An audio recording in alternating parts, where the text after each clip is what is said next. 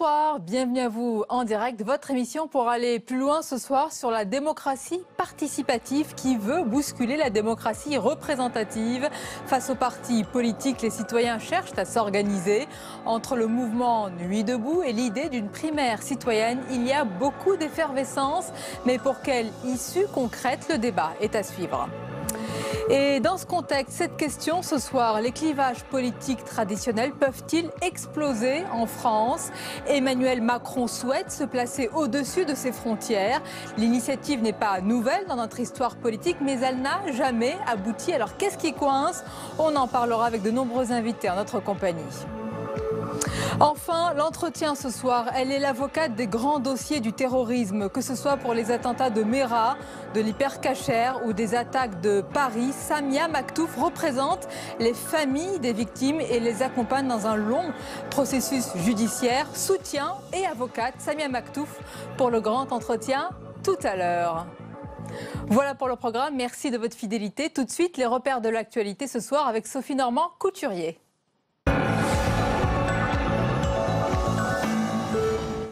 Bonsoir, direction la place de la République à Paris. Pour commencer, 11 jours qu'elle est occupée par des centaines de personnes en signe de protestation contre la loi travail notamment. Après les violents débordements du week-end, les manifestants ont été évacués ce matin, mais ils ont pu réinvestir les lieux ce soir pour une nouvelle nuit debout. Il y a des gens qui cherchent, qui essayent de proposer quelque chose. Ils ne se révoltent pas seulement, ils cherchent. Et moi, c'est ça qui m'intéresse, d'entendre des idées.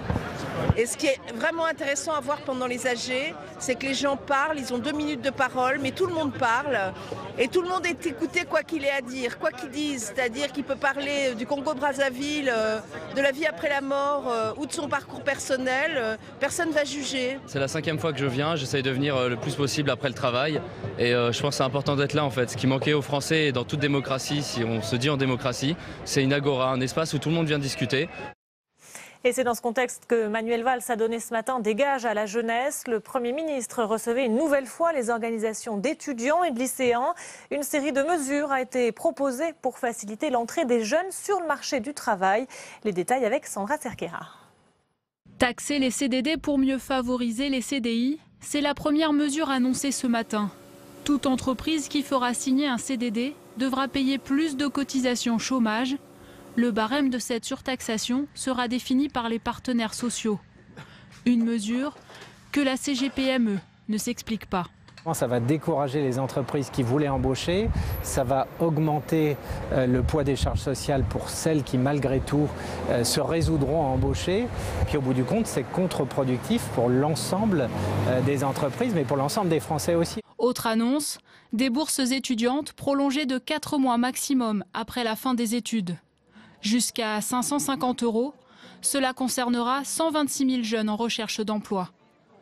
Des mesures aussi pour renforcer la formation, avec 2000 nouvelles places créées chaque année pour décrocher des BTS. Des étudiants qui pourront se loger aussi plus facilement, avec la caution locative de l'État étendue à tous. Au total, ces mesures coûteront entre 400 et 500 millions d'euros chaque année. Le Premier ministre dit avoir entendu la colère des jeunes. Le Premier ministre Manuel Valls que l'on va écouter tout de suite. Il ne s'agit pas de modifier ou de faire évoluer la loi travail. Celle-ci est désormais dans sa phase parlementaire. Il s'agit surtout d'être à la hauteur des attentes de la jeunesse. Et il s'agit d'apporter des réponses ayant un impact concret pour les jeunes. Et de son côté, l'UNEF, principale organisation étudiante, se dit satisfaite des mesures, mais reste mobilisée contre la loi travail. Mobilisée et solidaire de l'appel à manifester du 28 avril prochain. Donc c'est évidemment une satisfaction pour l'UNEF d'avoir été entendu sur des revendications, d'avoir réussi à apporter des réponses aux jeunes qui se mobilisent. Les annonces que nous avons obtenues, c'est une très bonne réponse à tous ceux qui nous expliquent depuis plus d'un mois que les jeunes ne devraient pas se préoccuper du marché du travail, qu'ils devraient se résigner face à la précarité. Elle était devenue l'un des symboles des abus des élites de l'État. L'ex-patronne de l'INA, Agnès Saal, a été condamnée ce lundi à 4 500 € d'amende pour ses notes de taxi démesurées. Elle était jugée pour détournement de fonds publics par personne chargée d'une mission de service public. Des embauches de pilotes en échange d'heures de vol. Après des mois de discussions avec les pilotes, la direction d'Air France a dévoilé son projet final d'accord. Un texte de compromis qui prévoit que les pilotes devront effectuer en moyenne de 5 à 10% d'heures de vol supplémentaires d'ici à 2020 sans compensation salariale. En contrepartie, la compagnie aérienne s'est engagée à recruter plus de 600 pilotes d'ici à 2020. Tout de suite, place au premier débat consacré, Sonia, à l'ubérisation de la politique.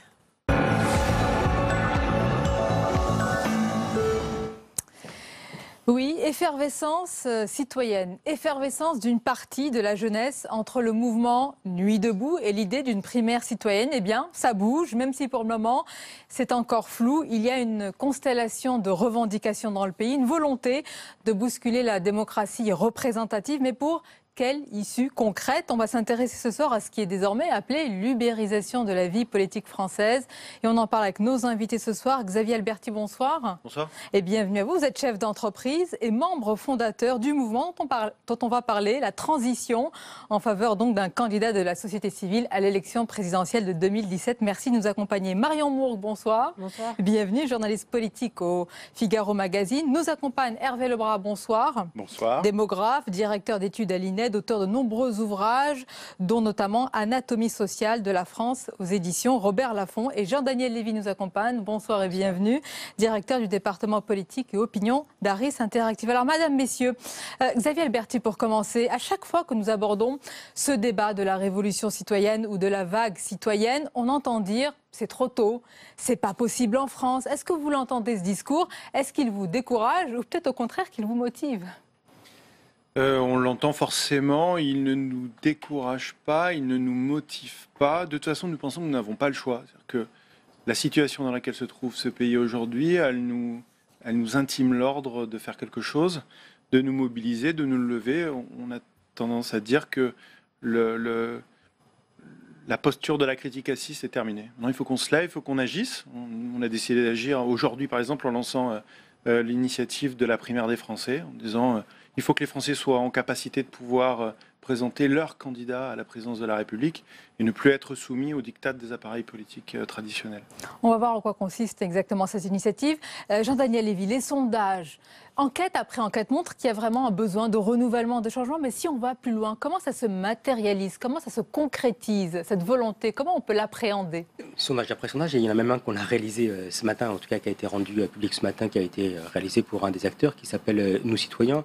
Ce qu'on peut voir, c'est que lorsqu'on teste toutes les hypothèses, c'est-à-dire qu'on soit face à des responsables politiques qui n'ont pas justement exercé de responsables politiques, que ce soit des jeunes, que ce soit des personnes de sexe féminin, que ce soit des personnes même issues de la diversité sociale ou d'une manière générale ethnique, il y a aujourd'hui une perception que oui, la société française doit se modifier et qu'en tout cas les représentants politiques doivent se modifier. Donc je ne sais pas s'il y a un passage à l'acte qui va être opéré d'ici 2017. En tout cas, ce qui est certain, c'est qu'il y a aujourd'hui un double regard de la part des Français à l'égard des acteurs politiques. D'un côté, on a le sentiment de les avoir trop vus et que de faire partie d'une organisation politique en tant que telle, ça ne veut plus rien dire en tant que tel. Et puis le deuxième aspect, c'est qu'on se dit qu'il y a une place, ou en tout cas une aspiration à avoir de nouveaux responsables politiques, déjà autour d'une première aspiration, qu'ils soient en capacité de pouvoir comprendre ce que l'on vit dans le cadre de notre quotidien et qu'ils soient en capacité déjà de pouvoir être certains que nous sommes d'accord les uns ou les autres sur l'état réel du pays. Alors, l'avis du démographe Hervé Lebras et de la journaliste politique Marion Mourgue, ce constat, on le fait depuis déjà quelques temps. Hervé Lebras, ce besoin de renouvellement, de changement. Entre ce constat et la suite et l'issue concrète, qu'est-ce qui va permettre ou pas de sauter le pas, selon vous? Là, c'est difficile à dire, mais je crois que ce qu'il y a peut-être la prise de conscience ou ce qu'il y a de nouveau dans la situation, c'est un décalage, arrondi le décalage entre la classe politique et les électeurs, comme s'il y avait une coupure entre les deux. Je crois que ce n'est pas exactement le cas. Je crois que d'un côté, je parle particulièrement pour la gauche, on a une classe politique qui est éclatée complètement.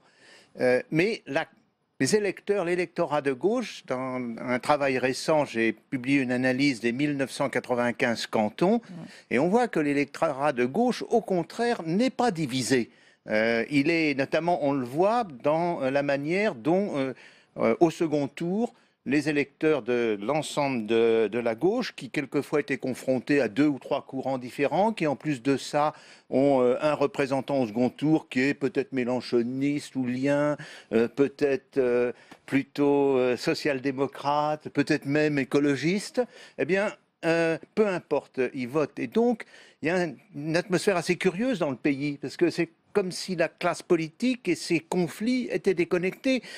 Qu'est-ce que ça veut dire, par exemple, pour un homme de la rue, pour un électeur, d'être social-libéral ou bien d'être à la gauche de la gauche? Ça ne veut pas dire grand-chose, parce que la même personne peut avoir, par exemple pour les retraites, des opinions qui sont des opinions de social-libéral, la retraite par points notionnelle, et puis sur la question des migrations, au contraire, des positions très à gauche, beaucoup plus d'ouverture des frontières et d'accueil. Je retiens ce que vous avez dit, une curieuse atmosphère, c'est bien ça, Marion Monk, c'est le cas? Quelle drôle d'atmosphère en ce moment? En ce moment, oui, on voit un bouillonnement sur le terrain, un appétit de débat et une multiplication d'initiatives.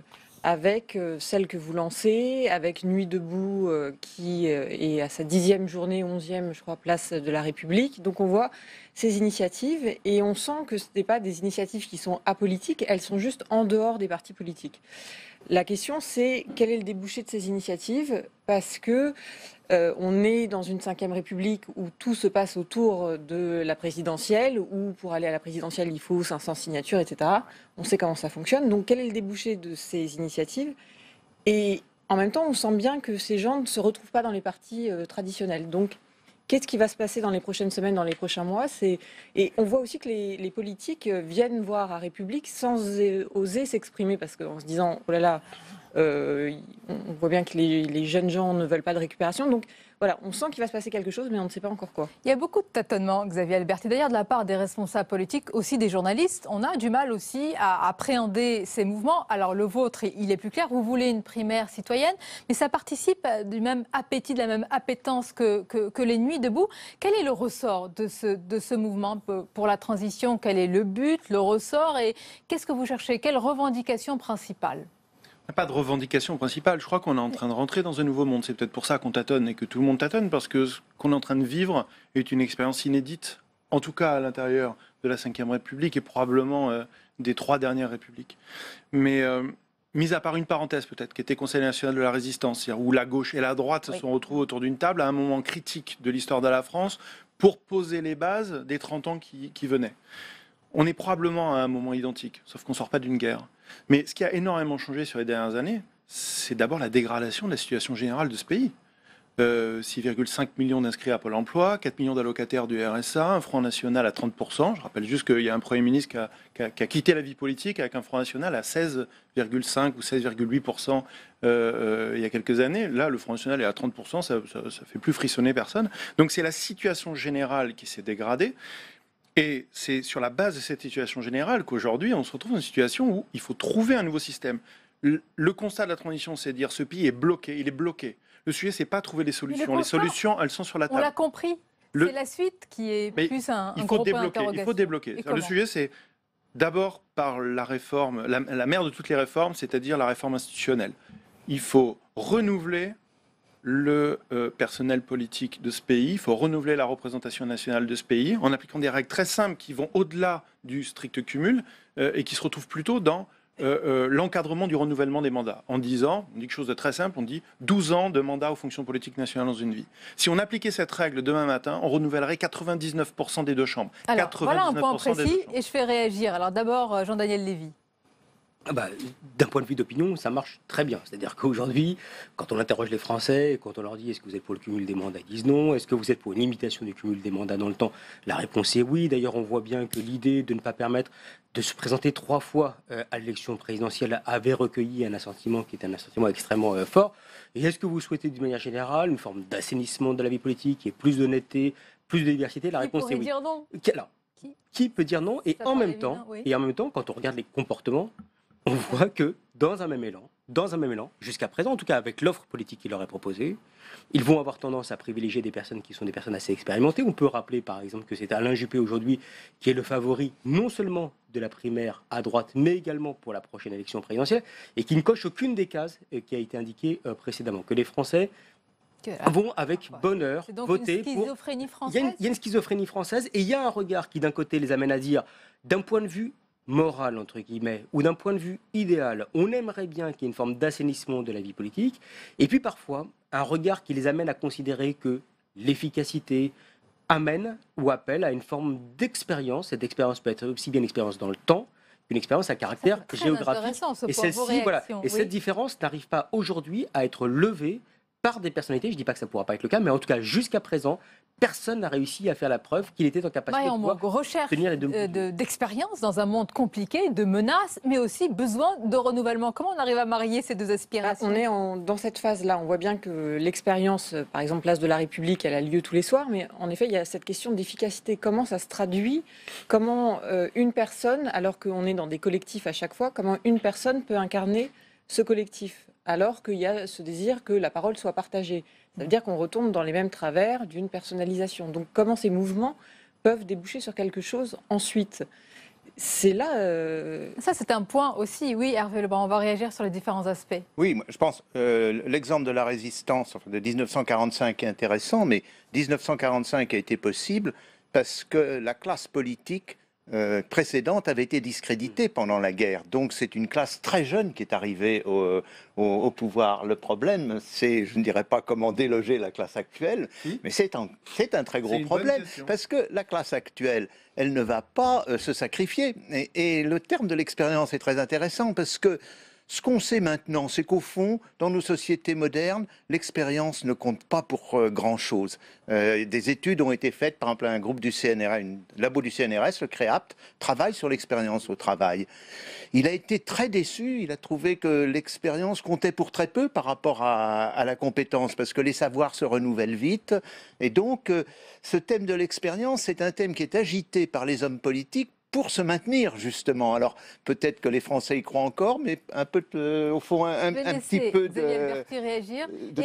Et oui, et faire une remarque, parce qu'on parle beaucoup d'effervescence, et tout le monde a l'air d'être content qu'il y ait de l'effervescence également pour nous. Il y a du grain à moudre, mais il y a aussi un risque, Xavier Alberti, c'est comment transformer une colère en exaspération en action positive, parce qu'il y a toujours la tentation du repli, des extrêmes, et même de l'anarchie, j'exagère un peu, mais en tous les cas, du délitement. Oui, il est là, on le touche du doigt, ce risque-là. Il est de plus en plus proche, et moi je crois de moins en moins à la problématique, enfin en tout cas à l'image du plafond de verre. Il faut mettre en place les conditions de ce renouvellement. C'est-à-dire qu'effectivement, le simple fait de sauter sur sa chaise comme un cabri en disant il faut renouveler, ça servira à rien. Il faut mettre en place les conditions du renouvellement. Il faut mettre en place les conditions du remplacement d'une génération par une autre, effectivement par exemple, la règle du non-renouvellement des mandats. L'expérience, c'est effectivement une vue de l'esprit. L'expérience, c'est la somme des erreurs accumulées. C'est vrai qu'en ça, Alain Juppé, il a beaucoup d'expérience. Et c'est bien qu'il essaye de nous en faire profiter. C'est un sacré coup de griffe. Mais je crois que les Français, ils cherchent pas tant l'expérience que l'efficacité. Ce qui va intéresser aujourd'hui, c'est la capacité que peut avoir une femme ou un homme, parce qu'il faudra bien incarner la problématique de comment est-ce qu'on passe du collectif au réel, hein, ou du collectif à l'opérationnel. C'est par l'incarnation. Il faudra bien qu'il y ait une incarnation. On vit dans donc il faudra une figure de proue. Bien sûr qu'il faut une figure. Il faut bien une figure.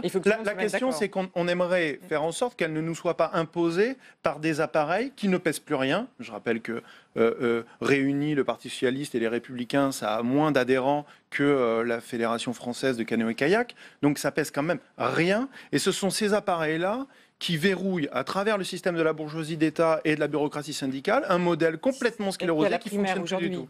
Donc il y a la primaire notamment des Républicains qui La primaire des Républicains, elle a des fourches codines qui font qu'on sait qu'il pourra se présenter à la primaire des Républicains, parce que derrière la longue liste des prétendants, on sait qu'il va rester pas autant de candidats que ça, et qu'il faudra qu'ils aient été parrainés par des parlementaires du parti. Donc, en l'occurrence, ça donnera bien la photographie qu'on attend, et on va bien se retrouver avec le combat attendu. Et si on continue comme ça, on va se retrouver avec une présidentielle où on aura exactement ce qu'on attend, et on va effectivement se retrouver avec probablement François Hollande, dont 90% des Français ne veulent plus, Nicolas Sarkozy ou un de ses lieutenants, dont 90% des Français ne veulent plus, et Marine Le Pen, dont 75 ou 80% des Français ne veulent pas.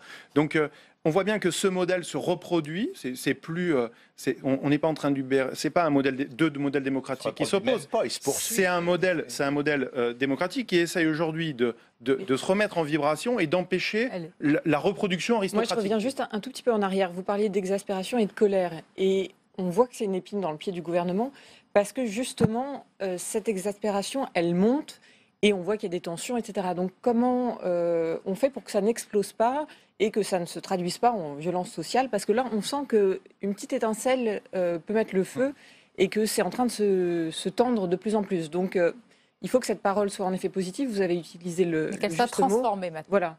Mais là, on sent que c'est un point de rupture qui n'est pas loin. Oui, ce qui est intéressant en plus, en fait, quand on regarde, même si on n'a pas fait d'enquête en tant que telle, mais on peut voir que les personnes a priori qui sont place de la République ou qui font partie des mouvements sont plus à gauche qu'à droite sur l'échiquier politique. Hein. C'est plus des personnes qui sont jeunes. Quand on voit les associations qui participent justement de l'organisation, absolument, oui, et face à un gouvernement de gauche. Donc il y a aujourd'hui des électeurs qui sont des électeurs de gauche, effectivement, qui d'une manière globale se retrouvent dans cette grande famille politique de la gauche, mais ne trouvent pas de débouché justement à leurs aspirations et à leurs valeurs. Et comme elles ne trouvent pas de débouché à leurs aspirations et à leurs valeurs, je ne parle même pas de l'efficacité de l'action, elles vont chercher à reconstruire quelque chose à travers des outils qui sont des outils plus participatifs, collaboratifs, horizontaux que verticaux, mais qui visent à remettre en cause une partie justement de cette parole institutionnelle. Et en même temps, comme vous aviez souligné des contradictions, la contradiction existe toujours. En France, on est toujours face à une attente d'État fort, ou en tout cas de pouvoir politique central fort, et d'une manière générale, avec une forme de monarchie républicaine, si vous me permettez l'expression, en se disant effectivement que la figure de proue, en tout cas que l'incarnation, constitue une dimension qui est une dimension essentielle. Et une des critiques qui d'ailleurs est exprimée à l'égard de François Hollande, c'est pas toujours l'action en elle-même, mais sa difficulté à pouvoir représenter les Français ou une partie de ce qu'on appelle parfois le peuple de gauche. Oui. Oui, le problème aussi du renouvellement que vous posez, il est compliqué parce que même si on vote des lois qui interdisent le cumul des mandats dans le temps, le problème c'est quel personnel politique le remplace. Et le personnel des militants actuellement est quand même, il faut bien le dire, assez particulier. Si on prend par exemple le travail de Frédéric Savicki sur les militants de gauche, sans doute la moitié des militants du Parti socialiste sont des fonctionnaires de la territoriale. Donc là-dedans, quel est le renouvellement dans un cas comme ça? Et on voit comment ce renouvellement joue. Par exemple, j'étais à l'origine d'un autre appel à primaire avec Daniel Cohn-Bendit, Thomas Piketty et quelques autres. Et on voit comment c'est en train de se passer. C'est-à-dire d'abord refus des partis qui ne voient pas comment ils peuvent s'insérer là-dedans. Puis ensuite, Cambadélis vient d'accepter samedi, ça lui paraît très bien tout d'un coup, ça lui paraît très bien. Parce qu'il pense que c'est le Parti socialiste qui va désigner un seul candidat pour cette primaire et vous devinez lequel. Donc on voit qu'on tourne complètement en rond, que même des initiatives de ce genre-là... Vous êtes fait récupérer alors, Hervé Lebras? J'ai bien peur. Ceci dit, je crois que ça ne changera pas grand-chose au destin de Hollande. Je voudrais continuer sur ce que je disais tout à l'heure, Xavier Leperti, c'est le contexte que nous vivons malgré tout. C'est un monde de menaces, encore plus pour notre pays, qui est visé. Dans ce contexte-là, il y a toujours besoin d'un chef au bout de la chaîne, d'un leader. La pire des choses, le pire des scénarios, c'est un nouvel attentat. On a besoin, malgré tout, de cet homme ou de cette femme qui est capable de prendre les décisions à ce moment-là. Dans votre système horizontal, c'est peut-être cela qui pêche ou qui manque encore dans un monde qui a changé, puisque vous le dites, il a changé aussi sur ce plan-là des menaces. Non, mais quand notre système il est horizontal, mais il est respectueux des institutions. Il y a une élection présidentielle, elle doit élire un président de la République. Le président de la République, il définit un exécutif, il nomme un gouvernement. Il doit être adossé à une majorité. Pour que rien ne change. Non, mais encore une fois, nous on pense pas forcément on n'appelle pas une 6e République. Nous on trouve que la 5e République est un système qui fonctionne plutôt pas mal. Il a démontré d'ailleurs qu'il était capable de résister à des choses particulièrement complexes et sur le plan de la sécurité, mais sur le plan institutionnel avec les cohabitations, il a plutôt toujours bien fonctionné. Le sujet, ce sont les hommes et le fonctionnement en vase clos d'un stock d'hommes. C'est-à-dire que la problématique, c'est vraiment comment est-ce qu'on passe, pardon, je dis homme avec un grand H, d'ailleurs il y a trop d'hommes avec un petit H, mais comment est-ce qu'on passe de la gestion d'un stock à la gestion d'un flux? C'est-à-dire comment est-ce qu'on passe de la gestion d'un stock de personnel politique, toujours le même, qui fait que, sans que ça choque finalement personne, alors qu'il est rentré en politique avant que la plupart d'entre nous sur ce plateau étions nés, un type peut se présenter à nous aujourd'hui et dire vous allez voir ce que vous allez voir. Excusez-nous, mais ça fait 50 ans que vous êtes en politique, je crois qu'on a eu le temps de voir. Donc le sujet, c'est comment est-ce qu'on fait en sorte que cette situation ne puisse pas se présenter parce que la loi l'interdirait et que du coup on aurait la gestion d'un flux, c'est-à-dire l'entrée régulière, pas un Big Bang, une entrée régulière de personnel politique dans la représentation nationale avant tout, et dans les fonctions et les mandats nationaux. Donc c'est pas la révolution, c'est un changement de fond, c'est ce que vous préconisez, en gardant les institutions. Merci, les institutions de la 5e, elles sont tellement solides, elles sont pas mal. Elles vous protégeront au cas où. Elles résistent même à l'incompétence de ceux qui les incarnent, donc ça prouve qu'elles marchent bien. Paradoxalement, je me demande si cette multiplication d'initiatives à laquelle on assiste aujourd'hui n'est pas en train de les amenuiser, parce que finalement, ça devient inaudible. Je ne suis pas sûre que le citoyen arrive à faire la différence, et donc finalement, il va quand même revenir vers les partis en se disant, bon là c'est clair, on sait c'est gauche, droite à peu près. Bon. C'est une alternative. Je vous laisse conclure, Hervé Lebray et Jean-Daniel. Oui, non, c'est exactement ce que j'en dis. Alors l'idée d'un leader, moi je suis assez méfiant avec l'idée d'un leader. Je crois que simplement on a besoin d'hommes politiques qui prennent des décisions, qui sachent s'entourer, mais ça pas nécessairement un leader. Il ne faut pas oublier que la démocratie, c'est pas le gouvernement des personnalités supérieures, c'est d'une certaine manière le gouvernement des gens moyens, presque des gens médiocres. En Grèce, dans la Grèce classique... Vous allez nous dire un président normal ? Presque. Il avait d'ailleurs peut-être lu dans ce cas-là ses auteurs. En Grèce, quand un type était trop brillant, par exemple Périclès, il était ostracisé, c'est-à-dire il était chassé du personnel politique. Ce qui est assez frappant, on a utilisé le terme assez rapidement tout à l'heure, mais enfin, quand on avait regardé objectivement l'offre électorale aux dernières élections départementales et également aux dernières élections régionales, on avait fait ce travail à Harris Interactive, on a vu que c'était le Front National aujourd'hui qui arrivait à montrer la plus grande diversité. Et d'ailleurs, quand vous regardez aujourd'hui en termes de représentation politique, la plus jeune députée est une députée Front National, le plus jeune sénateur est un député Front National. Les jeunes maires aujourd'hui, en tout cas tels qu'ils sont perçus par les Français, sont des personnes du Front National. Et même quand vous regardez parmi les catégories populaires ou parmi les personnes qui sont, entre guillemets, moins des professionnels politiques, c'est le Front National.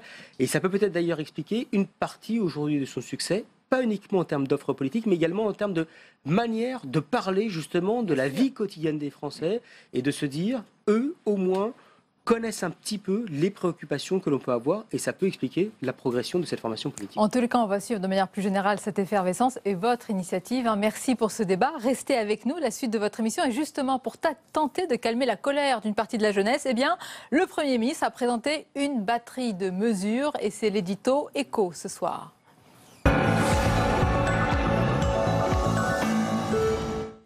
Tenter de désamorcer la grogne de la jeunesse, c'est l'objectif du gouvernement. Ce n'est pas encore gagné et les moyens se résument en une batterie de mesures. On en parle avec Jean-Louis Gombault. Bonsoir Jean-Louis. Batterie de chiffres. Oui, de chiffres. Alors ces chiffres, ils pèsent lourd justement dans l'équation budgétaire, dans la barque budgétaire.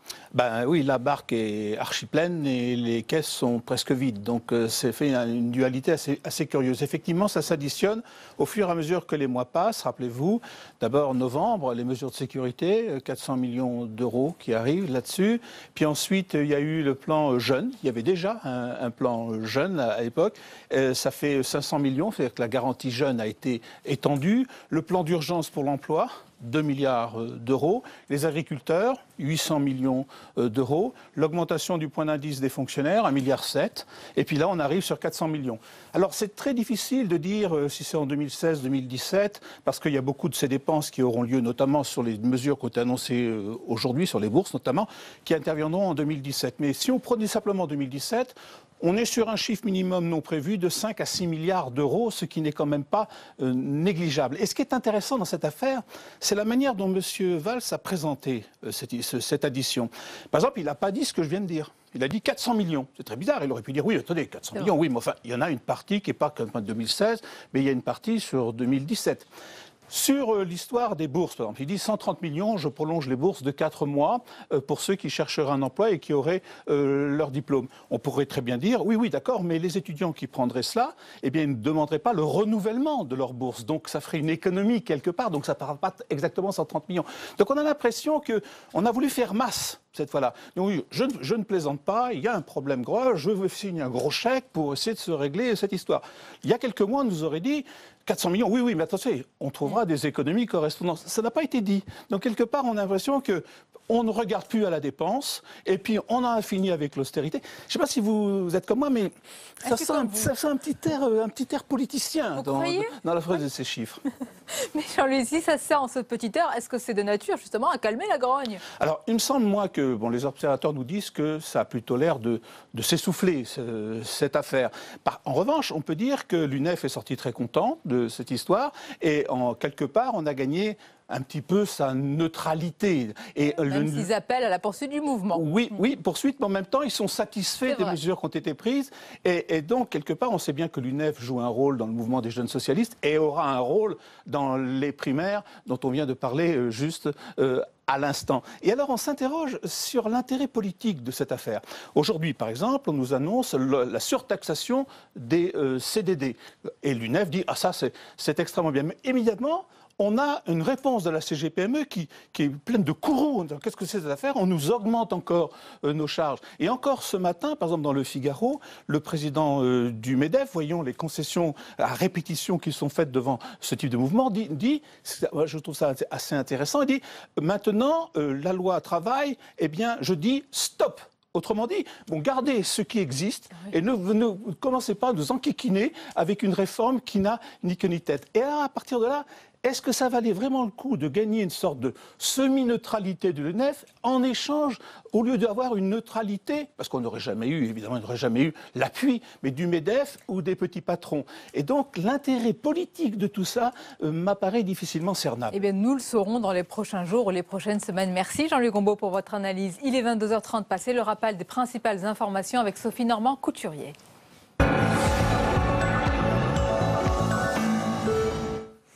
Christian Estrosi met la pression sur les chômeurs. Il était ce matin chez nos confrères de Nice Matin, l'invité de notre émission Territoire d'Info. Le président de la région PACA veut supprimer le RSA des demandeurs d'emploi qui auraient refusé 2 offres raisonnables. Les explications de Mounir Soussi.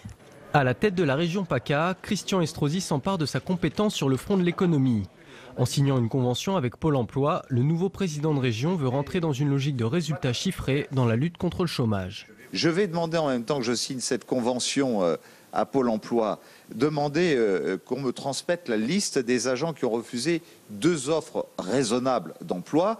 Et si ces 2 offres raisonnables d'emploi n'ont pas trouvé de réponse, eh bien, je demanderai, notamment aux départements qui versent le RSA, de ne plus verser le RSA à ses attributaires. Un message adressé aux 470 000 chômeurs vivant en PACA. Pour devenir une réalité, cette proposition radicale doit recueillir l'accord du gouvernement, du Parlement et des 6 conseils départementaux de la région. Un parcours compliqué, mais la mesure s'inscrit dans une stratégie plus large de lutte contre l'inactivité.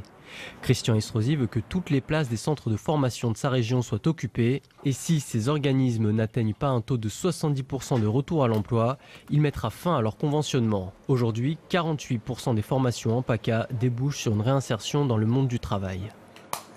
La région Île-de-France organise ce lundi et mardi une conférence sur la qualité de l'air. Il s'agit de préparer un plan d'action pour l'Île-de-France d'ici à l'été.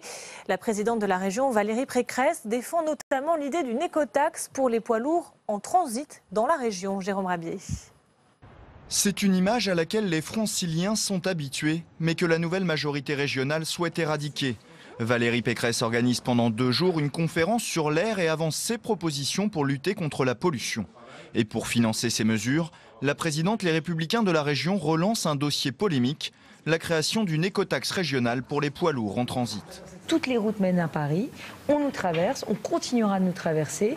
Et le sujet, c'est qu'une partie de la pollution qui est générée nous soit reversée en taxes. Manuel Valls avait pourtant fermé la porte à des écotaxes régionales, mais de nouvelles recettes doivent être trouvées. La région espère que le principe du pollueur-payeur l'emportera, pour notamment financer un ensemble de mesures allant de la dédiésélisation du parc des autobus au remplacement des chaudières bois ne répondant plus aux normes. C'est un ensemble de mesures et beaucoup traversent tous les secteurs de la région, que ce soit les transports, que ce soit l'aménagement, que ce soit le logement, que ce soit le développement économique. La nouvelle majorité en profite aussi pour rappeler que c'est la région qui est chef de file en matière de lutte contre la pollution de l'air, une manière de dire que ce n'est pas à la mairie de Paris de décider des mesures à mettre en place dans ce domaine. L'État se résout à financer le fonctionnement du camp de migrants de Grande-Synthe, près de Dunkerque. Un revirement alors qu'il s'y était initialement opposé. Les dépenses sont estimées entre 3,5 et 4 millions d'euros par an. Grande-Synthe accueille aujourd'hui près de 1300 migrants. Et c'est l'heure du second débat. Vous revenez, Sonia, avec vos invités sur ces pays où les coalitions fonctionnent.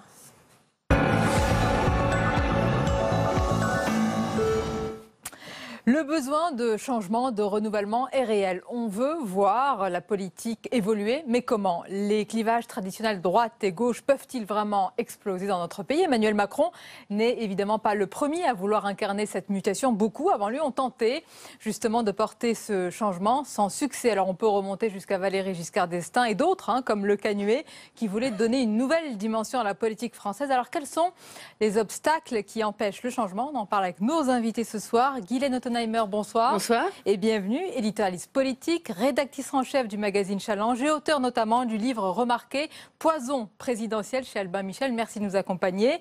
Jean Garrigue, bonsoir. Bienvenue, historien, professeur, auteur de nombreux ouvrages sur l'histoire politique. Et Marc Lazare, bonsoir. Bonsoir. Et bienvenue à vous, professeur des universités en histoire et sociologie politique, historien des idées, spécialiste notamment de la gauche social-démocrate en Europe. Alors, madame, messieurs, dans l'histoire politique de notre pays, est-ce que c'est juste, Jean Garrigue, il n'est pas le premier, Emmanuel Macron, il ne sera sans doute pas le dernier à vouloir justement effacer les frontières, faire bouger les lignes. Est-ce qu'on pourrait même dire que cette idée présentée comme nouvelle de faire de la politique autrement est très ancienne? Oui, c'est une vieille histoire, mais je crois qu'il ne faut pas mélanger les choses.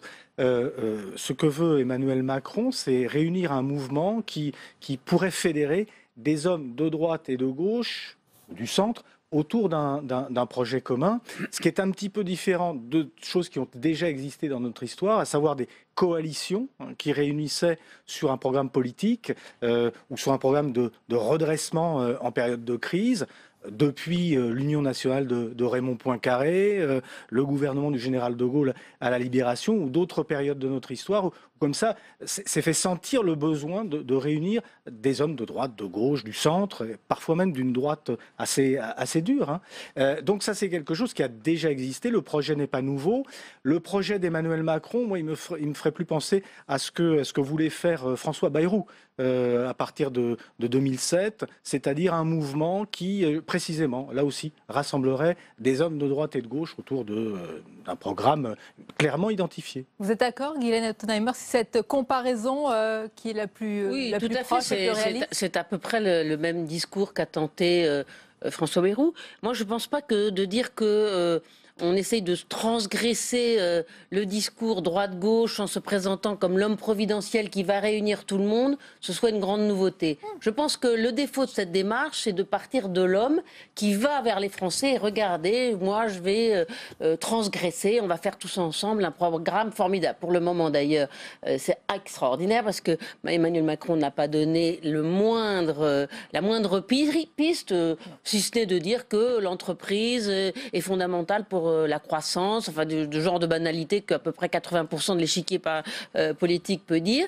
Et je pense que malheureusement, dans nos institutions de la 5e, c'est très difficile de transgresser ce clivage droite-gauche, même si, et c'est ça l'idée de Macron, c'est qu'il y a une troisième force qui s'appelle Front National, qui grossit. Et il se dit qu'un jour, il va falloir que toutes les forces anti-Front National s'unissent. Je pense que c'est un peu un vœu pieux, mais bon, pourquoi pas. L'idée est qu'il va falloir que les forces démocratiques anti-extrême droite, anti-Front National, se mettent d'accord. Il va falloir le faire sur un programme, c'est long, on en est au début du début, parce qu'ils disent qu'il a 13 000 adhérents. Moi, je suis allée sur le site, on clique, on met son adresse email, et ça y est, et on reçoit les petits emails, c'est sympa, on fait partie du club. J'appelle pas ça encore vraiment des militants qui vont aller le jour du vote soutenir. Enfin, c'est long de créer un terreau. On voit le temps qu'a mis le Front National pour arriver à exister au niveau où il est. Il y a une disproportion, est-ce que c'est votre sentiment, Marc Lazare, entre l'effervescence autour d'Emmanuel Macron et plus largement de ceux qui veulent effacer les clivages et de la réalité que décrit Guylaine Ottenheimer?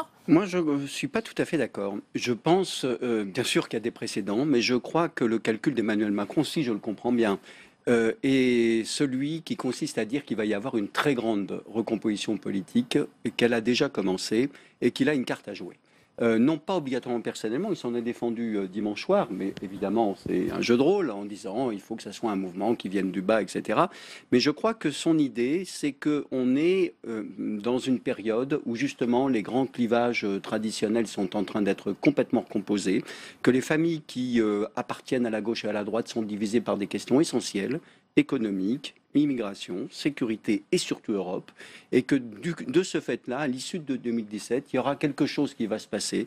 On va employer une expression que d'ailleurs un autre homme politique qu'on n'a pas encore cité avant, on va employer, Michel Rocard. Il y aura un grand Big Bang, avait dit Michel Rocard, des partis politiques, et que dans ce cadre-là, tout est à réinventer, à repenser. Alors il se fait peut-être beaucoup d'illusions, hein, vous avez peut-être raison. Non mais je pense que les institutions, c'est le moule. Comme quand vous fabriquez une pièce de je ne sais pas quoi, mécanique, il y a un moule. Vous ne pouvez pas sortir de la fabrication de ce moule, en tout cas telles qu'elles sont nos institutions, avec un scrutin majoritaire à 2 tours et l'élection présidentielle, où ce sont les 2 derniers qui finalement, enfin les 2 premiers arrivés en premier tour qui se présentent, on a forcément un combat entre une droite, une gauche, ou peut-être qu'on aura une droite et une droite un peu moins droite. Mais je veux dire, le Big Bang, il viendrait de la volonté du pays, parce que c'est en train de pousser, on voit toutes les pétitions citoyennes, voilà, le besoin que... on a besoin d'un peu d'air, notre société, on dit, est ubérisée, verticalisée,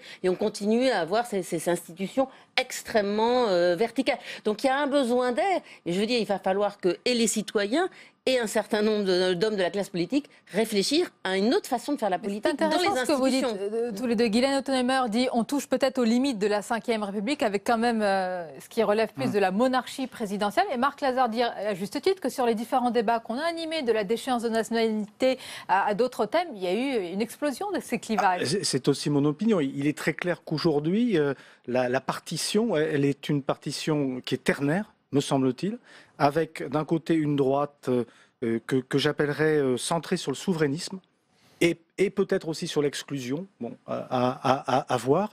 De l'autre côté, une gauche sociale, une gauche qui est arc-boutée sur une certaine conception de l'État-providence et du maintien des fondamentaux de cet État-providence.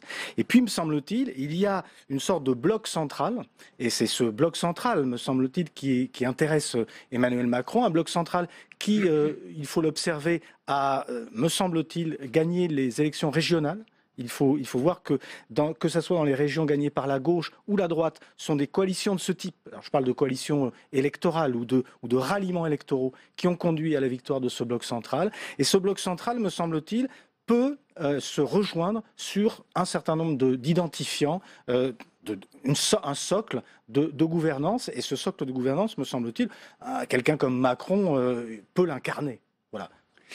Moi, je crois qu'évidemment, il y a des contraintes institutionnelles et électorales considérables, et vous les avez rappelées à juste raison. C'est-à-dire, il y a un système des institutions de la Ve République, et il y a un scrutin majoritaire à 2 tours qui fait que ce genre de recomposition politique est immédiatement tué dans l'œuf. C'est incontestable. Et en même temps, il y a cette grande transformation qui est en cours. Et c'est justement le problème de savoir qu'est-ce qui va sortir de cette situation.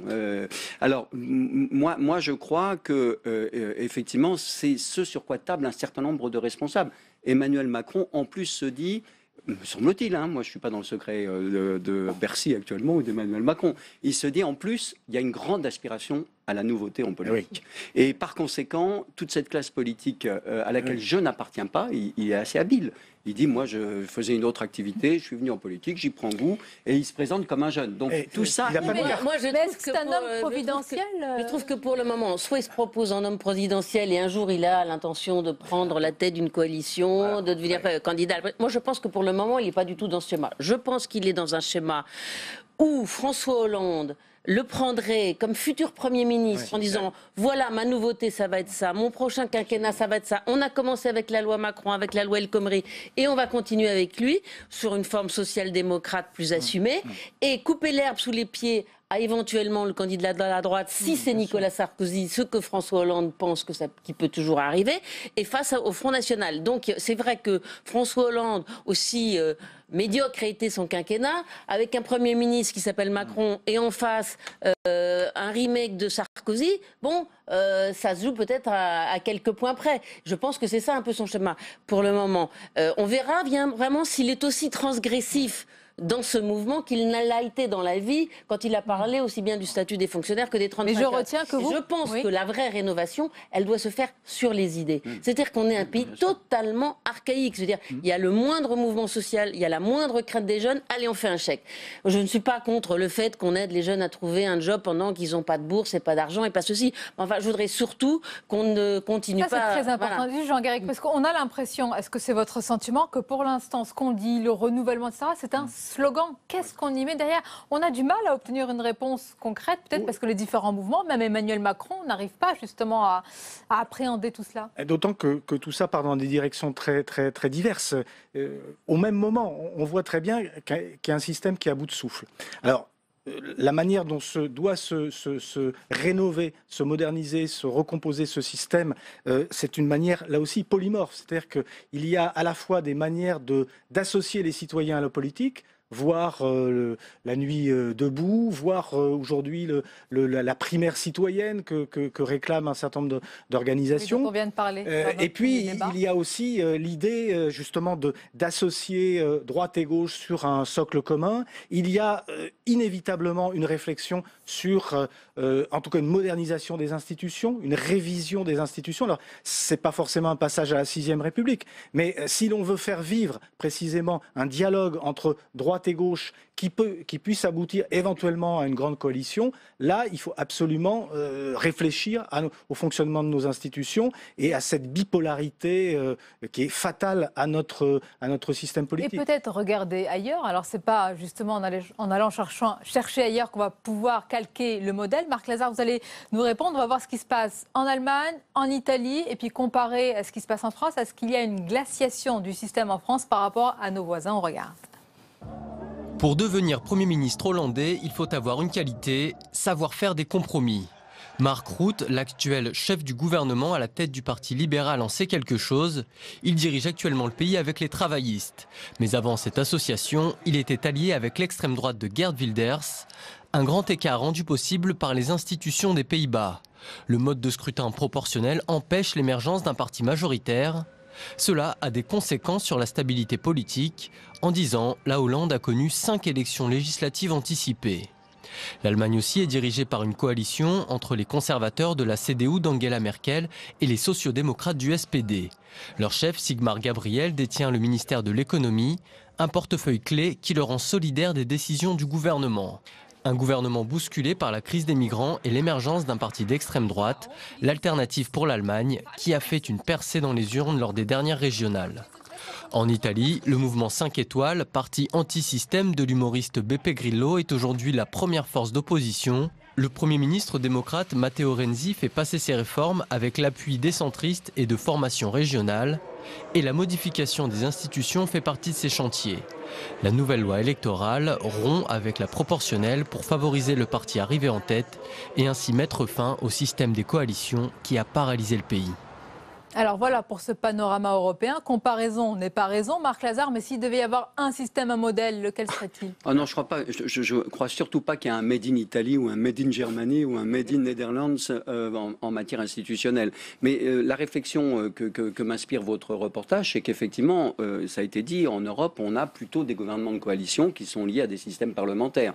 Alors est-ce que ça fonctionne? C'est très compliqué comme réponse. En Allemagne, on a un accord entre la CDU et le SPD, avec d'ailleurs quelque chose de très intéressant, c'est qu'Angela Merkel fait une politique de triangulation, comme on dit, c'est-à-dire qu'elle prend les idées du SPD au point de le réduire à une situation extraordinairement difficile. Et le résultat de cette grande coalition, à laquelle l'Allemagne est assez habituée dans sa vie politique, fait qu'aujourd'hui on a une montée des extrêmes. Il faut faire très attention à ce système. Les coalitions entraînent la possibilité de monter aux extrêmes. Ce que vous avez présenté sur le cas italien est beaucoup plus compliqué, en fait, comme toujours. C'est que Matteo Renzi ne voulait absolument pas une coalition. Il a été contraint de prendre le gouvernement, il est dans un système de coalition et tout son objectif, c'est précisément de sortir de ce système de coalition. Parce que quel est le problème de l'Italie? C'est le problème, pour faire allusion à quelque chose qu'on connaît bien en France, c'est de sortir du système, disons, 4e République. C'est d'essayer de trouver un système de gouvernabilité pour régler la question structurelle de l'Italie. Et donc, quel est son objectif? C'est d'essayer d'avoir une loi électorale qui est proportionnelle, mais avec une prime majoritaire et 2 tours, pour faire en sorte qu'il y ait une coalition majoritaire. Et c'est du coup un chef de gouvernement renforcé. Et d'ailleurs, ce système de chef de gouvernement renforcé, me semble-t-il, on le retrouve dans beaucoup de pays, y compris en Allemagne. Donc c'est le paradoxe de la situation dans laquelle on est. D'un côté, on a ce processus, je termine, d'un côté, on a ce processus de recomposition politique. Je comprends bien ce que vous dites, moi je ne suis pas spécialement un défenseur de la Ve République, mais en même temps, étant donné la gravité de la situation européenne, on a des opinions qui recherchent une référence, notamment en termes de leadership, donc en termes de personnalité et de gouvernabilité. Donc c'est cette situation très paradoxale à laquelle on est confronté, sans compter bien sûr la gravité de la situation. D'un côté, recherche d'un leader et d'un leader fort. D'un autre côté, on veut effacer les clivages. On va arriver à quoi, Guylaine Ottonheimer ? Je crois qu'il n'y a pas de régime chimiquement pur et avec les mêmes institutions, on peut avoir le meilleur ou le pire. Vous pensez de ça du quatrième ? La quatrième ? Mais je pense que la quatrième n'était pas aussi horrible. Aujourd'hui, on ne veut pas passer Vous allez à un faire régime... sursauter tout le monde là, derrière l'écran. On ne veut pas passer à un régime parlementaire en disant regardez la catastrophe de la quatrième. Enfin, ça a été quand même le début des 30 Glorieuses, la sécurité sociale, l'Europe. Il y a beaucoup de choses que les grands chantiers, y compris le chantier nucléaire, tout ça a été lancé sous la quatrième. Bon, il y avait un parti communiste puissant qui bloquait, il y avait les guerres de décolonisation, puis il y avait surtout un système de proportionnel intégral avec des apparentements, c'est-à-dire ce qui est le bordel absolu. Donc on ne va pas se référer à ça. Mais moi je pense que s'il n'y a pas de régime parfait, quand on regarde là, sur les 20 ou 30 dernières années, tous les grands pays de l'OCDE, moi je suis désolée, mais tous les grands pays qui ont réussi à produire de la décision politique, à faire des réformes, à s'adapter au monde d'aujourd'hui, avec à la fois la révolution technologique, la mondialisation, qui oblige les pays qui ont vécu très richement sur le dos des autres pays, avec des matières premières pas chères, on était les seuls à fabriquer des voitures, donc tout allait bien, on avait une super croissance. Bon, il y a un moment où ça s'est arrêté. Et là, c'est difficile de faire des réformes. Ben, je vois les pays qui ont le mieux fait, c'est quand même des pays à régime parlementaire avec parfois des coalitions. Alors que nous, on reste bloqués sur notre curseur depuis 20 ans, avec des réformes qu'on commence et puis qu'on arrête et puis ça passe à autre chose. Il y a un moment, les Français en ont assez. Ça aboutit à quoi ? De l'abstention, des votes extrêmes, beaucoup plus à droite et un peu à gauche. Et donc, on arrive dans une situation inextricable où on se dit, il va falloir gouverner avec le centre. Mais si on gouverne avec le centre droit et centre gauche, on va laisser les extrêmes exploser. Donc, il faut quand même un régime avec des alternances possibles. Et c'est là où il faudrait, à mon avis, réfléchir aussi, pour redonner confiance aux Français, à des institutions qui fonctionnent. On ne sortira pas du régime de la Ve République parce que il y a une accoutumance de la société française à ce système et la récurrence du leadership dont parlait Marc Lazare, que j'appelle moi une figure d'homme providentiel, on le voit bien avec Emmanuel Macron, et même dans une certaine mesure avec un autre type d'homme providentiel protecteur, figure de grand-père qui est Alain Juppé. Les Français, ils ont besoin, ça va lui faire plaisir, de s'identifier. C'est pas forcément négatif. On a eu déjà ce type de figure dans notre histoire, et finalement... ça n'a pas très bien réussi avec le maréchal Pétain. Mais à d'autres moments, ça c'est osé là. À d'autres moments, ça a bien fonctionné. Mais non, mais je ne fais pas du tout de parallèle. Je signale simplement que dans notre histoire, il y a eu et dans les périodes de crise particulièrement. Donc, il y a ce besoin d'incarner un leadership. Et on voit d'ailleurs ce paradoxe, c'est l'Italie connaît une évolution inverse de la nôtre, vers une gouvernance exécutive renforcée. Mais ce qui ne veut pas dire que la cinquième ne doive pas être modifiée. C'est-à-dire que le fonctionnement de nos institutions, il doit être singulièrement modifié. Il faut rajouter de la proportionnelle. Oui. Il faut casser le métier politique. Il y a plein de choses à faire pour rapprocher un petit peu. Si on se projette en 2017, si on fait le calcul, quelle sera la légitimité, c'est dans un an, la légitimité du président, compte tenu du tripartisme actuel? Il aura combien? Il aura 25% de la population. Il y aura quasiment 75 à 80% contre lui. Non, parce que la question est... Oui.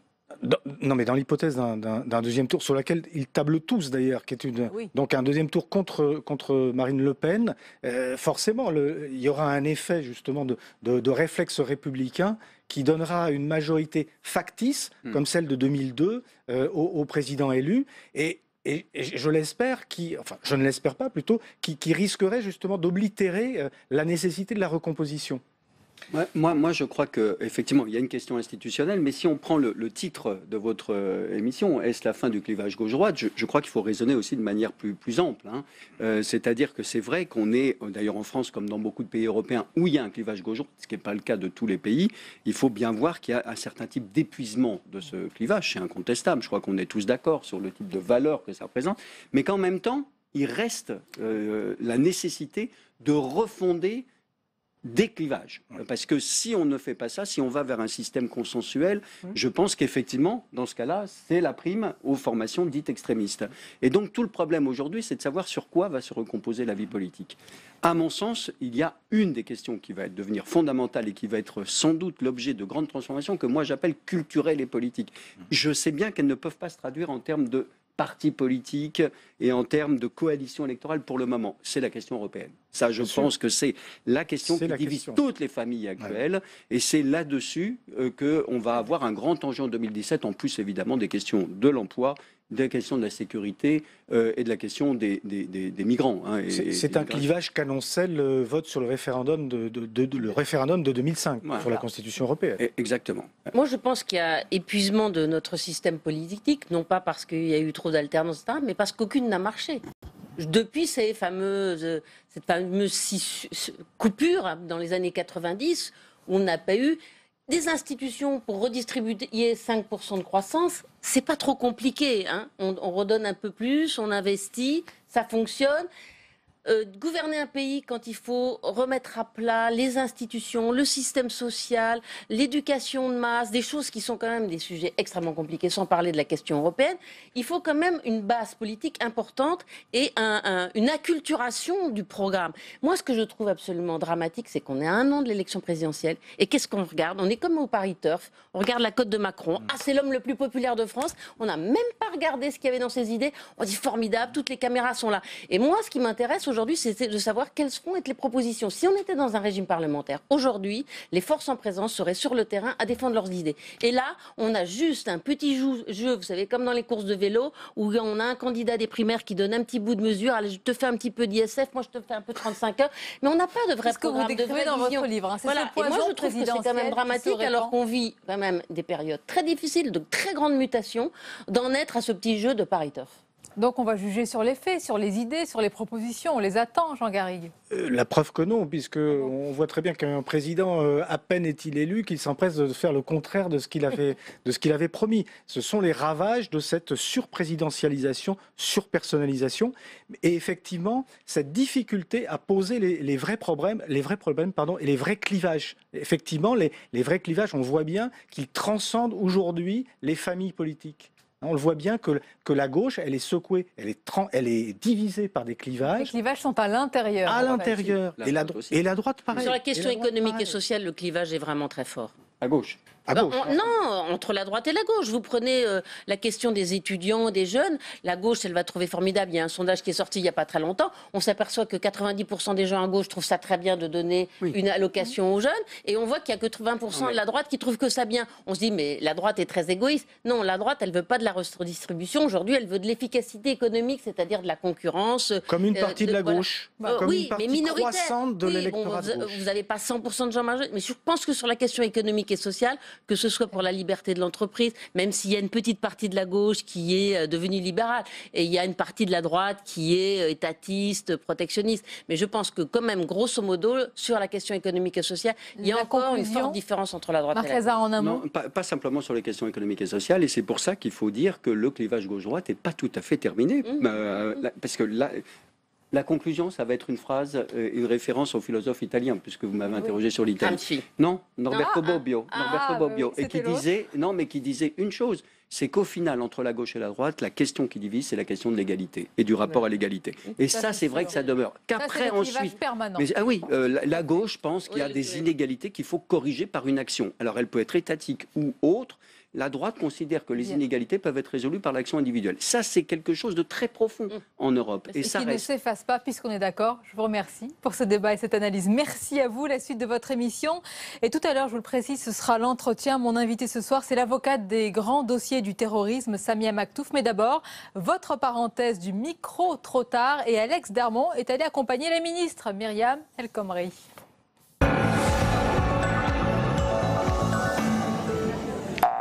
J'ai une idée. C'est ça que je vais faire.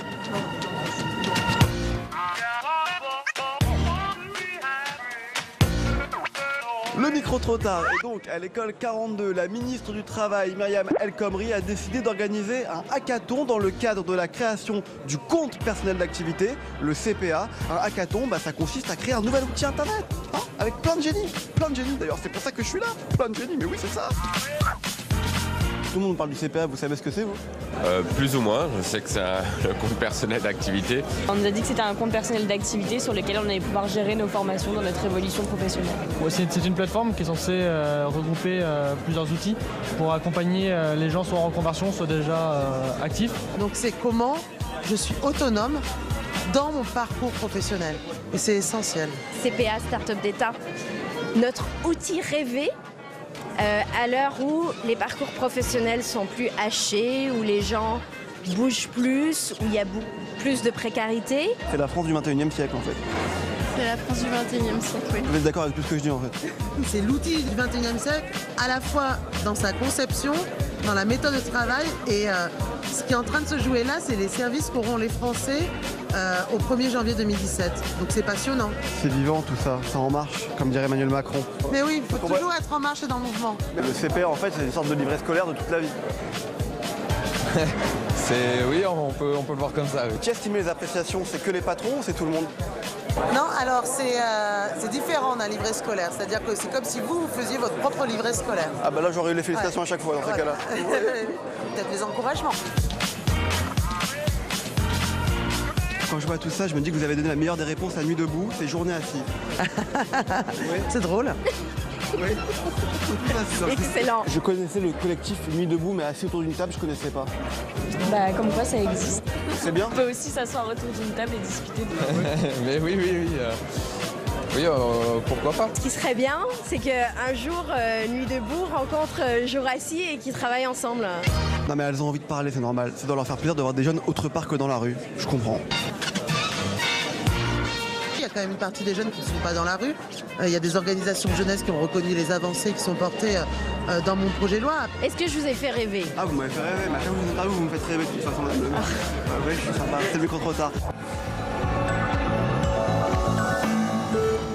Voilà pour cette parenthèse. Tout de suite, le rappel des principales informations de la soirée avec Sophie Normand-Couturier.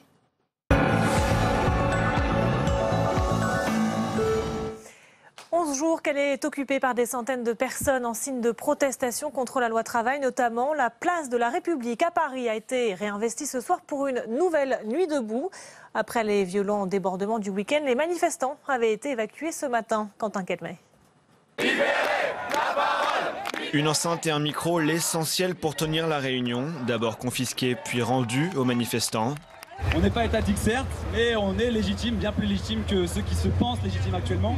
Les sujets abordés sont multiples ce soir, place de la République, mais un sentiment domine, la déception envers la classe politique. Le débat au niveau politique, je pense qu'il est décevant pour les gens. Il est indigne. C'est pas privatiser cette place, c'est le peuple qui vient et qui discute entre lui. On avait besoin de ça, de se retrouver, de discuter de tous les sujets, de débattre pacifiquement. Discussion en assemblée, réflexion de groupe en commission. Le regroupement est massivement relayé aussi sur les réseaux sociaux. Il y a des réactions négatives comme partout, comme tout le temps sur les réseaux sociaux. Mais il y a beaucoup aussi de réactions très positives. Des gens qui défendent vraiment le mouvement La Nuit debout. D'abord lieu de recueillement après les attentats. Ça fait maintenant 12 soirs que la Nuit debout se tient place de la République. Et c'est dans ce contexte que Manuel Valls a donné des gages à la jeunesse. Le Premier ministre a une nouvelle fois reçu ce matin les organisations d'étudiants et de lycéens. Une série de mesures a été proposée pour faciliter l'entrée des jeunes sur le marché du travail. Les détails avec Sandra Cerquera. Taxer les CDD pour mieux favoriser les CDI, c'est la première mesure annoncée ce matin. Toute entreprise qui fera signer un CDD devra payer plus de cotisations chômage. Le barème de cette surtaxation sera défini par les partenaires sociaux. Une mesure que la CGPME ne s'explique pas. Ça va décourager les entreprises qui voulaient embaucher, ça va augmenter le poids des charges sociales pour celles qui, malgré tout, se résoudront à embaucher. Puis au bout du compte, c'est contre-productif pour l'ensemble des entreprises, mais pour l'ensemble des Français aussi. Autre annonce, des bourses étudiantes prolongées de 4 mois maximum après la fin des études. Jusqu'à 550 €, cela concernera 126 000 jeunes en recherche d'emploi. Des mesures aussi pour renforcer la formation, avec 2000 nouvelles places créées chaque année pour décrocher des BTS. Des étudiants qui pourront se loger aussi plus facilement avec la caution locative de l'État étendue à tous. Au total, ces mesures coûteront entre 400 et 500 millions d'euros chaque année. Le Premier ministre dit avoir entendu la colère des jeunes. Manuel Valls, que l'on va justement écouter tout de suite. Il ne s'agit pas de modifier ou de faire évoluer la loi travail. Celle-ci est désormais dans sa phase parlementaire. Il s'agit surtout d'être à la hauteur des attentes de la jeunesse. Et il s'agit d'apporter des réponses ayant un impact concret pour les jeunes. Et de son côté, l'UNEF, principale organisation étudiante, se dit satisfaite des mesures, mais reste mobilisée contre la loi travail, mobilisée et solidaire de l'appel à manifester du 28 avril prochain. Donc c'est évidemment une satisfaction pour l'UNEF d'avoir été entendu sur des revendications, d'avoir réussi à apporter des réponses aux jeunes qui se mobilisent. Les annonces que nous avons obtenues, c'est une très bonne réponse à tous ceux qui nous expliquent depuis plus d'un mois que les jeunes ne devraient pas se préoccuper du marché du travail, qu'ils devraient se résigner face à la précarité. Christian Estrosi persiste à demander au ministère de l'Intérieur des explications sur des exemptions de contrôle à la frontière dont auraient bénéficié en août dernier 2 Saoudiens fichés S. Ils auraient quitté le territoire français via l'aéroport de Nice. Le président LR de la région PACA était l'invité de Territoire d'Info ce matin, on l'écoute. Le 11 août 2015, et il y a eu un passage d'un convoi de 50 Saoudiens non contrôlés depuis le tarmac de l'aéroport de Nice jusqu'à l'intérieur de nos frontières. Eh bien moi je vous le dis, il y a des fichiers S parmi eux. Et si le gouvernement nie, parce que c'est sa parole contre la mienne, pourquoi le gouvernement ne fournit-il pas, et je le lui demande, la liste des 50 personnes qui sont passées ce jour-là? Et alors à ce moment-là, on fera le comparatif. Et on verra bien s'il y avait des fichiers S ou pas. Le Luxembourg prêt à cofinancer la fermeture de la centrale nucléaire française de Cattenom en Lorraine. Déclaration du Premier ministre du Grand-Duché. Un site qui nous fait peur, a-t-il déclaré, car en cas de problème, son pays serait rayé de la carte, selon ses mots.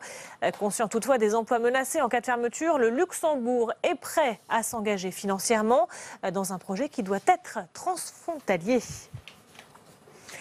Un débat sur la fin de la prohibition du cannabis au Parti socialiste. C'est ce que souhaite Jean-Marie Le Guen, secrétaire d'État aux relations avec le Parlement et médecin de formation.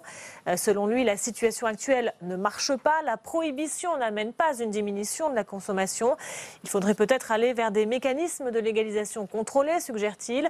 En attendant, il demande à son parti d'ouvrir le débat. Et tout de suite, c'est la revue de presse.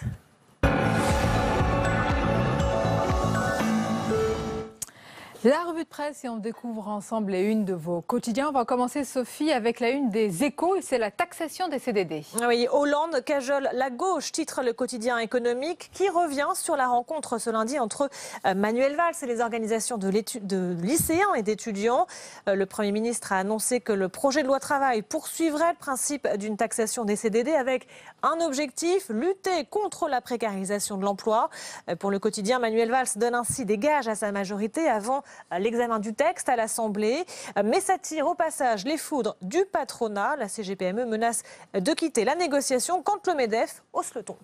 La Croix qui s'intéresse à présent aux mineurs de Calais. On en a beaucoup parlé de ces mineurs étrangers, isolés, réfugiés dans le camp de Calais. Leur situation avait choqué les esprits. L'an dernier, 232 d'entre eux ont trouvé dans le Pas-de-Calais une terre d'accueil. Et la Croix, on a rencontré 3 qui s'inventent une nouvelle vie en France, comme Ali, 18 ans, d'origine libyenne, arrivé dans l'Hexagone à 14 ans et naturalisé français le 24 septembre dernier. Son portrait est à lire demain dans le quotidien. On finit avec un long reportage de Libération. Un reportage sur des rescapés de la secte islamiste Boko Haram au Nigeria. Il y a 2 ans, 276 jeunes filles étaient capturées à Chibok. Un rapt spectaculaire qui avait entraîné une mobilisation internationale pour leur libération. Et 2 ans après, eh bien, on est toujours sans nouvelles de ces lycéennes. Mais d'autres femmes sont parvenues à échapper à la secte.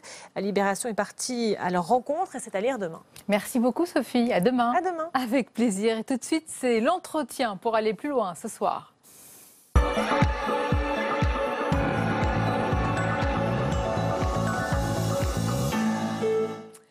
Mon invitée ce soir est avocate. Elle est présente dans tous les grands dossiers de terrorisme tels que l'affaire Mera, celle de l'Hypercacher ou encore bien sûr les attentats de Paris où elle représente de nombreuses familles de victimes. Samia Maktouf, bonsoir. Bonsoir. Et bienvenue à vous. Avant de parler de l'actualité avec les suites de l'arrestation de Mohamed Abrini et des révélations qui ont suivi plus généralement en ce qui vous concerne, on vous voit souvent à présent dans les grands dossiers de terrorisme comme je l'ai dit.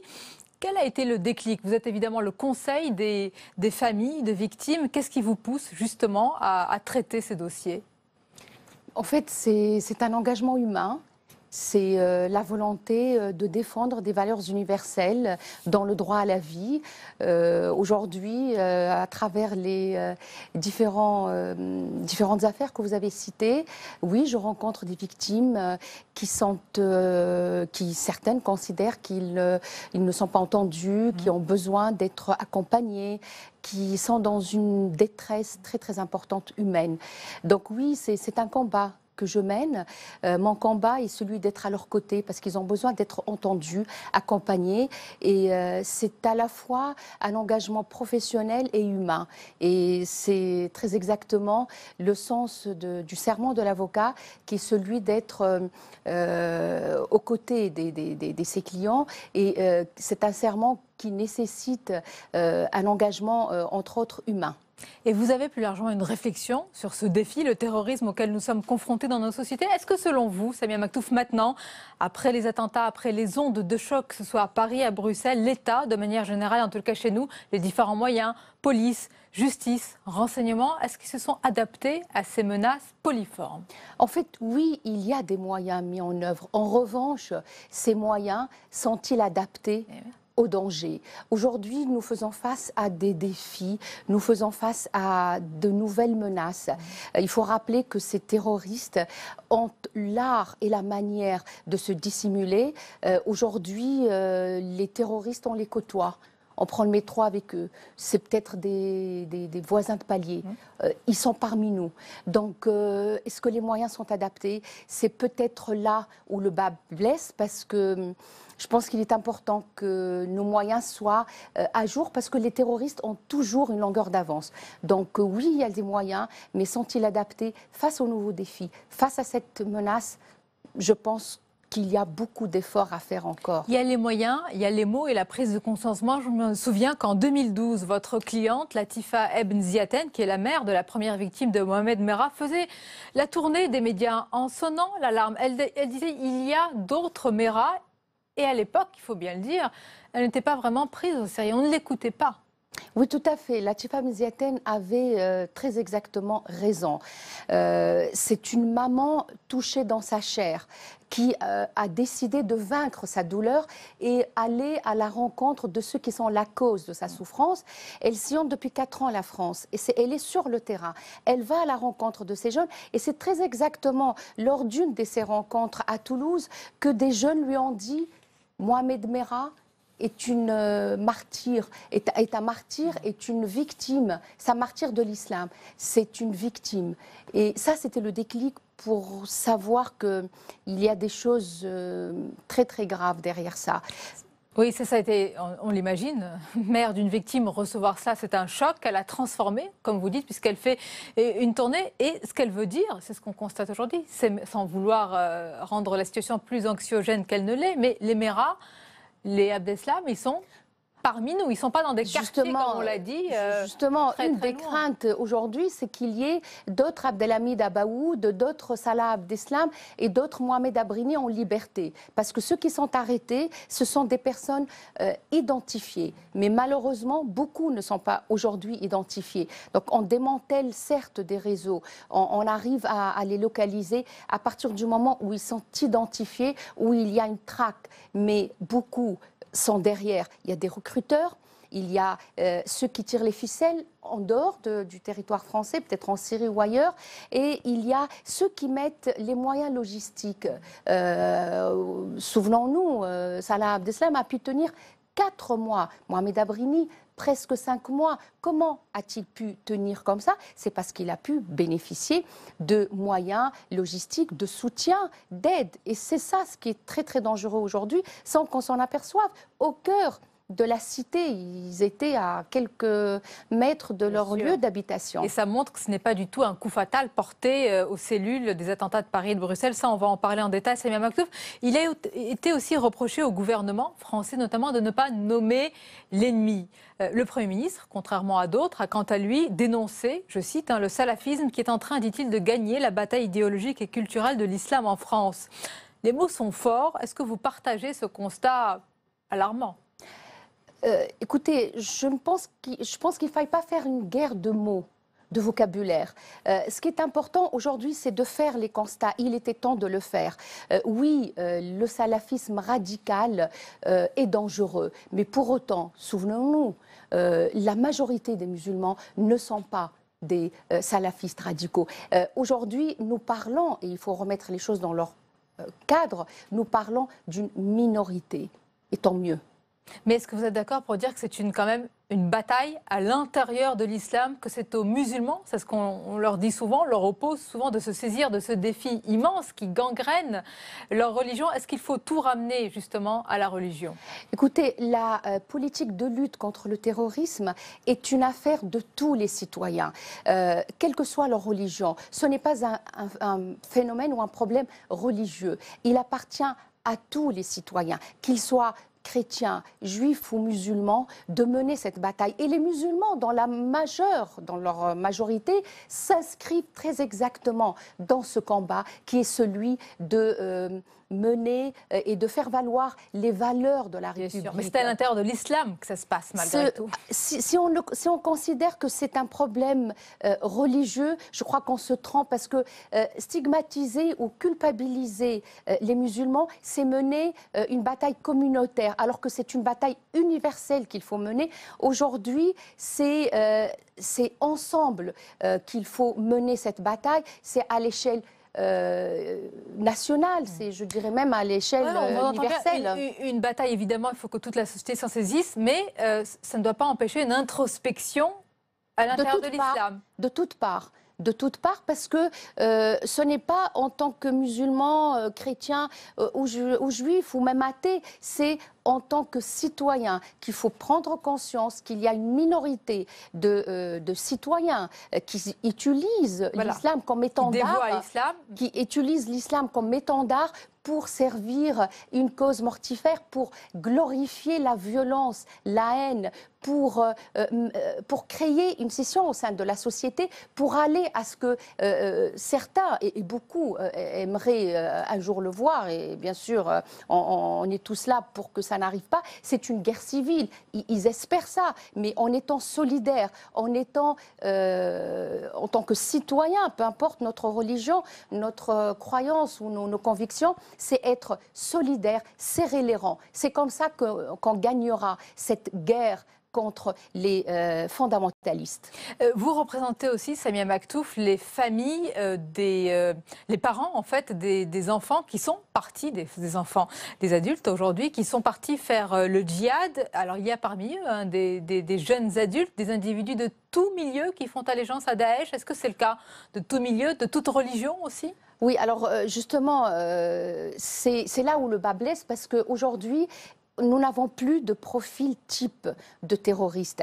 Je voudrais juste citer le cas de Fabien Klein, un fervent catholique, adepte des thèses de l'extrême droite, islamophobe, qui a prêté allégeance à Daesh et qui a essayé, qui aujourd'hui, c'est d'ailleurs une des personnes les plus dangereuses non identifiées, qui a quitté qu'en 2015, alors que l'affaire, l'instruction de Mera était en cours, il a pu quitter nos frontières sans être intercepté, sans être inquiété. Donc c'est une occasion aussi pour dire que aujourd'hui, et vous citiez tout à l'heure les mamans que j'ai eues à défendre parce que leur fils ou leur fille ont quitté le territoire français pour aller mener une guerre de djihad radical en Syrie.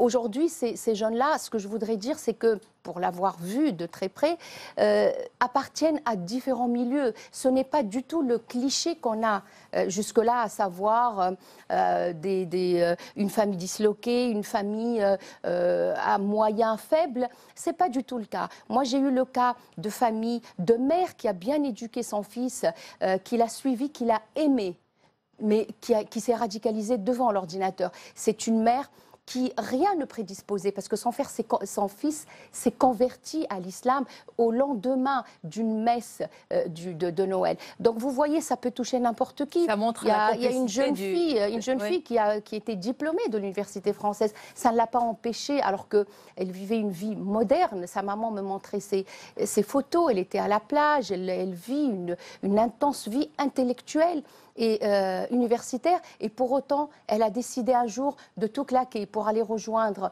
un homme qu'elle a connu sur Internet pour se marier, et elle a quitté mère, père, frère et sœur. Ça montre la complexité du combat que nous devons mener face à ce terrorisme. Je vais parler maintenant des suites des enquêtes. Samia Maktouf, on a beaucoup reproché, là je ne parle pas encore de la justice belge, on a beaucoup reproché à la police, aux services belges, au départ, des tâtonnements dans l'enquête. Est-ce qu'il faut bien reconnaître aujourd'hui que dans les arrestations, quand on dit arrestation, c'est qu'ils ont été arrêtés vivants, eh bien c'est plutôt des réussites, que l'étau se resserre. Est-ce que c'est votre avis, vous, en tant qu'avocate des familles ? Écoutez, on ne peut que saluer l'effort des forces de police et des renseignements qui ont réussi, à la différence de 2012 de Mohamed Merah, de capturer Salah Abdeslam et Mohamed Abrini vivants.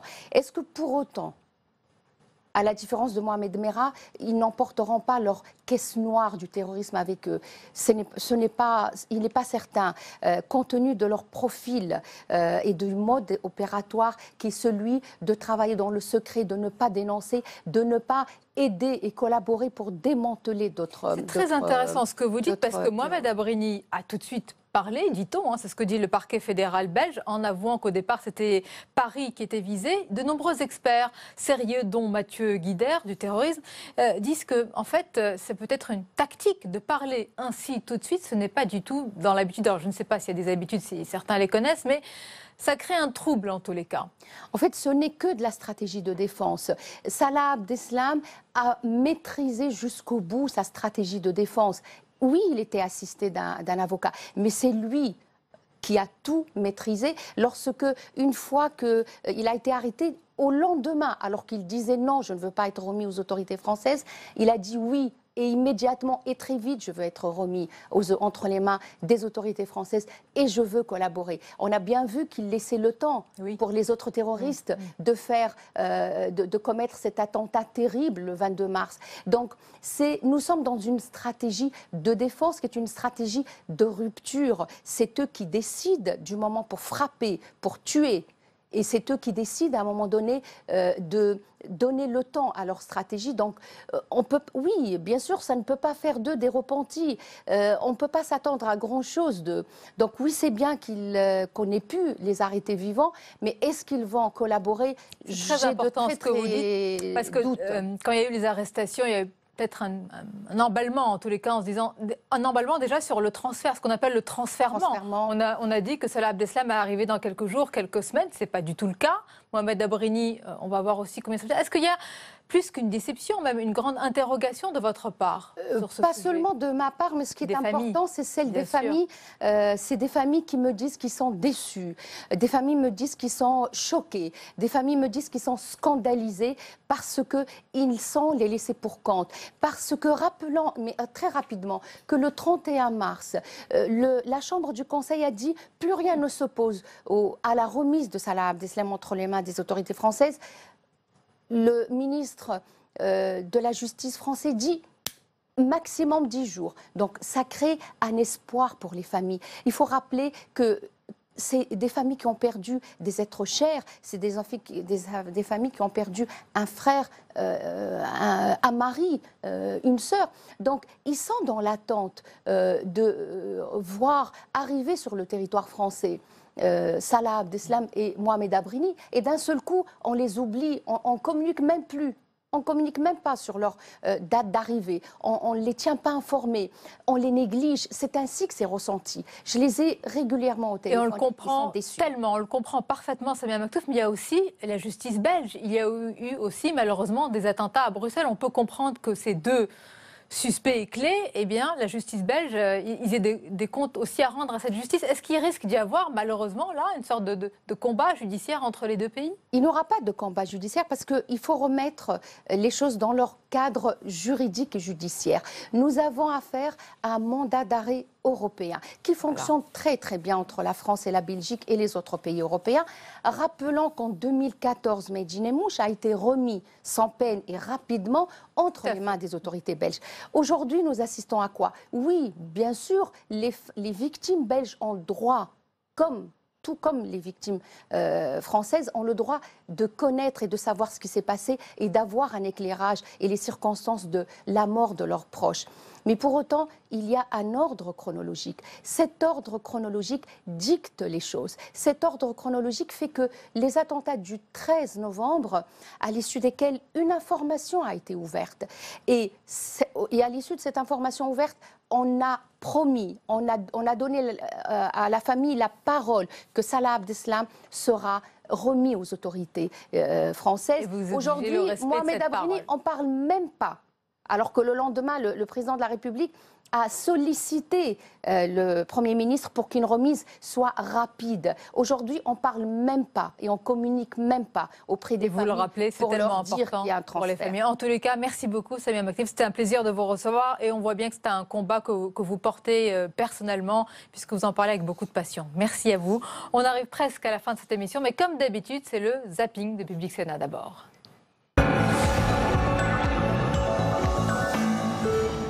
Je veux un guichet unique qui fasse que les 400 agents de Pôle emploi et ceux de la région mutualisés puissent être avec le monde de l'entreprise sur ce guichet unique, sur cette plateforme unique capable d'être très réactive. Je vais demander en même temps que je signe cette convention à Pôle emploi, demander qu'on me transmette la liste des agents qui ont refusé 2 offres raisonnables d'emploi. Et si ces 2 offres raisonnables d'emploi n'ont pas trouvé de réponse, eh bien, je demanderai, notamment aux départements qui versent le RSA, de ne plus verser le RSA à ses attributaires. On est donc en juin 1971. En moins de 48 heures, la bombe du New York Times, la publication d'un rapport ultra secret du Pentagone sur l'escalade américaine au Vietnam, a pris l'allure d'une affaire d'État et relance toute la polémique sur la guerre. Dans une société démocratique, il faut que le public soit informé pour qu'il puisse voter en connaissance de cause. Parce que ça, c'est important, parce que l'image, on voit donc Daniel Ellsberg, qui est considéré comme le premier lanceur d'alerte, et le lanceur d'alerte, il ne fait pas ça pour gagner des sous. Non. Il fait ça parce qu'il pense que moralement, c'est bien de le faire. Voilà, il pense que moralement, c'est bien de le faire, qu'il faut absolument porter à la connaissance du public, et il le passe par l'intermédiaire des journalistes, parce qu'il considère que les journalistes vont savoir faire le tri. Les journalistes professionnels vont faire le tri, voir si c'est vraiment intéressant, ne pas dévoiler s'il y a véritablement des secrets d'État qui menacent quelqu'un ou des troupes américaines, on peut faire le blackout dessus. Donc il passe par les journalistes professionnels pour que ce soit révélé au public. Alors le collectif s'appelle Nuit debout et non pas Nuit debout République, donc on pourrait très bien être ailleurs en effet. Toutefois ce lieu est symbolique, c'est important.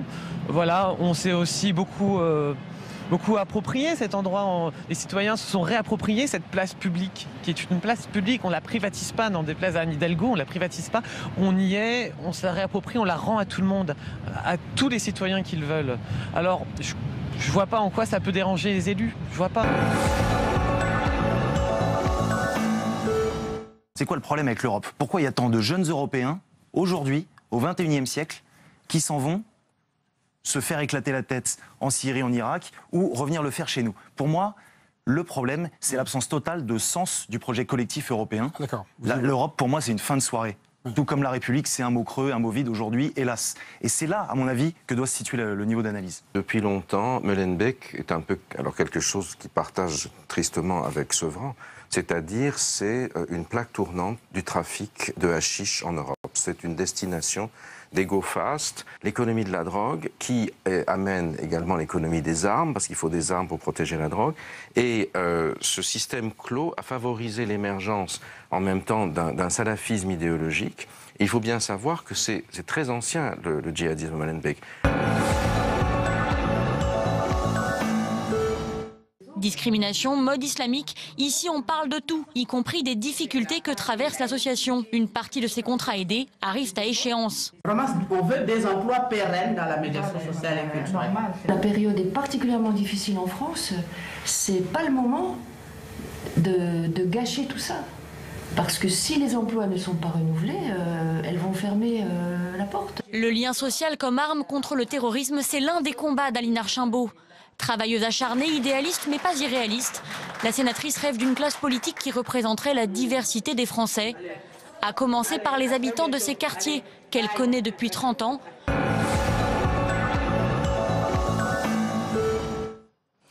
Et on arrive à la fin de cette émission. Merci de votre fidélité. Votre rendez-vous matinal demain, c'est Territoire d'Info. Et l'invité, c'est le député maire de Meaux, Jean-François Copé. Quant à moi, je vous retrouve le soir, 22h, 23h30, avec plaisir pour nos débats, décryptages et puis les grands entretiens. Belle et douce fin de soirée en notre compagnie.